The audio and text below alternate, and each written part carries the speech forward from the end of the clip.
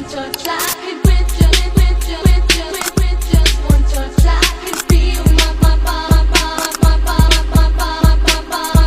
body giving. Halo semuanya, salam sehat buat kita semua.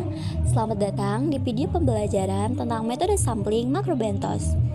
Kali ini kita bakal bahas yang sering terjadi pilihan utama para peneliti, yaitu metode kuadrat berstratifikasi. Sumber referensi kita adalah buku karya Putro tahun 2014 berjudul Metode Sampling Penelitian Makrobentos dan Aplikasinya, serta dokumen dari Scribie dengan tautan yang bisa kalian di slide ini. Meskipun makrobentos terlihat kecil, perannya dalam menjaga ekosistem akuatik sungguh besar. Yuk kita mulai bahas lebih dalam.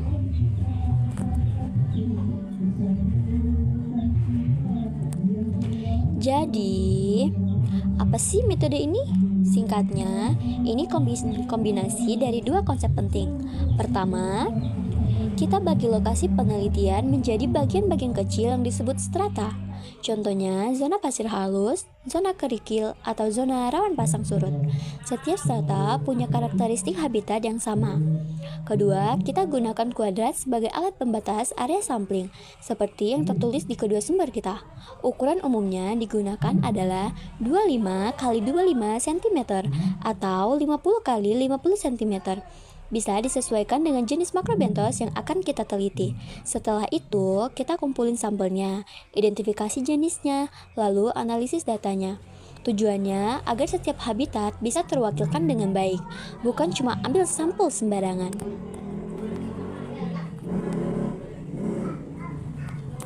Sekarang kita bahas kenapa metode ini sangat penting. Poin pertama adalah akurasi data yang tinggi. Bayangkan aja kalau kamu teliti makrobentos di pantai, tapi cuma ambil sampel di zona pesisir aja. Pastikan kamu bakal ketinggalan informasi tentang makhluk hidup yang tinggal di zona lain. Nah, dalam buku Putro tahun 2014 disebutkan bahwa metode ini bisa mengurangi kesalahan perhitungan populasi sampai 30%, lebih baik daripada metode sampling acak biasa. Jadi, hasil yang kita dapat benar-benar mewakili seluruh wilayah penelitian, bukan cuma sebagian kecil.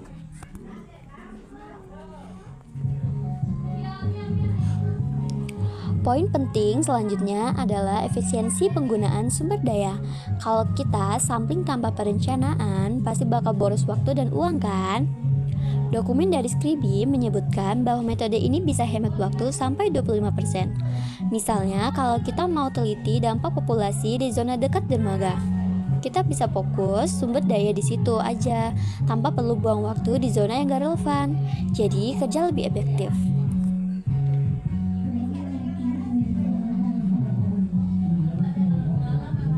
Yang paling penting dari semua ini, data dari metode ini jadi dasar yang kuat untuk analisis ekologis. Makrobentos sering disebut indikator kesehatan lingkungan.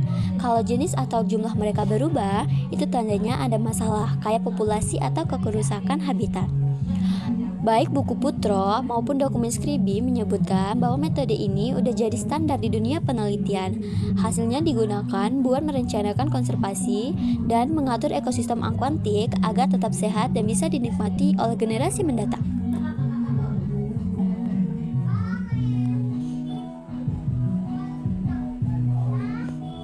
Sekarang kita bahas lebih yang dimiliki metode ini.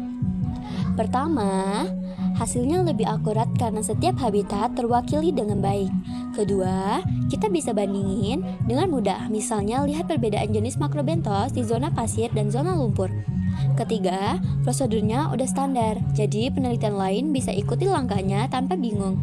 Dan yang terakhir, metode ini lebih fleksibel banget, bisa disesuaikan dengan lokasi apa yang kita mau teliti.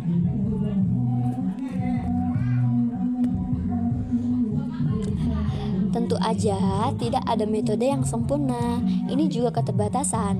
Pertama, kita harus tahu dulu karakteristik habitatnya. Kalau nggak tahu, pembagian strata bakal salah dan hasilnya juga tidak akurat. Kedua, butuh waktu lebih lama buat persiapin karena harus pemetaan dulu. Ketiga, ukuran kuadrat harus pas. Terlalu kecil bakal ada yang terlewat, terlalu besar susah dihitung. Dan yang keempat, kurang efektif di lokasi yang terlalu kompleks atau sering berubah, kayak daerah sering kena ombak besar.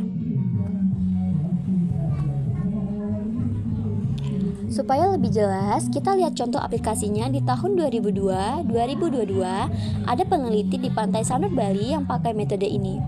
Lokasinya dibagi jadi 3 strata, zona depan, zona tengah, dan zona belakang pantai. Hasilnya ditemukan 15 jenis makrobentos berbeda, dengan jenis terbanyak ada di zona tengah. Data ini kemudian digunakan oleh pemerintah daerah buat merencanakan konservasi pantai dan pencegahan populasi. Buktikan bahwa metode ini punya manfaat nyata.